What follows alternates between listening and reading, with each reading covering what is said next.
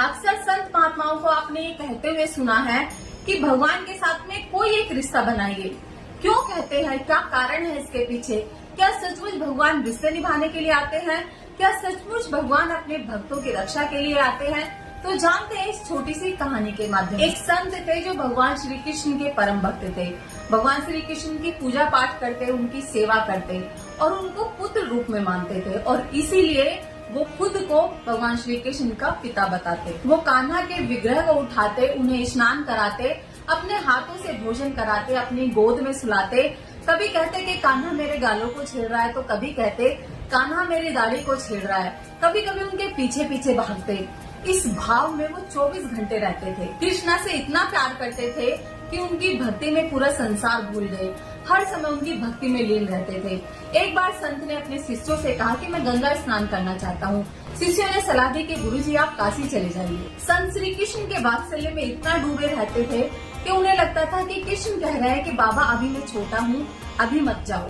समय के साथ संत जी बूढ़े हो गए, लेकिन भगवान के साथ में उनका रिश्ता पिता पुत्र वाला ही रहा। उनका वात्सल्य भगवान के प्रति बाल स्वरूप में। संत जी भगवान श्री कृष्ण के चिंतन में स्वर्ग सिधार गए। उनके शिष्य शमशान ले जाने की तैयारी करने लगे। इतने में 8 साल का एक सुंदर बालक गंगा जल का घड़ा लिया आता है और कहता है कि मैं इनका मानस पुत्र हूँ, इनका अंतिम संस्कार मैं ही करूँगा। इनकी इच्छा थी कि मैं गंगा स्नान करूँ। इनकी इच्छा पूर्ति करने के लिए मैं घड़े में गंगा जल लेकर आया हूँ। बालक ने पार्थिव शरीर को गंगा स्नान कराया, माथे पर तिलक लगाया और उनका अग्नि संस्कार किया। बालक के चेहरे पर एक तेज था, चमक थी, अद्भुत कशिश थी। किसी ने कुछ नहीं पूछा, किसी ने कुछ बोला नहीं और अंतिम संस्कार करने के बाद बालक अंतर ध्यान हो गया। उस बालक के जाने के पश्चात लोगों के मन में ख्याल आया कि संत तो ब्रह्मचारी थे, संत ने तो शादी नहीं की, फिर वो बालक कहाँ से आया? तब उनके मन में ख्याल आया कि वो भगवान श्री कृष्ण को पुत्र रूप में मानते थे, इसलिए वो पुत्र का धर्म निभाने के लिए उनका अंतिम संस्कार करने आए। और इसीलिए संत महात्मा कहते हैं कि उसके साथ में एक रिश्ता जरूर बना कर रहिए, चाहे वो सखा का हो, पिता का हो, पुत्र का हो या भाई का हो।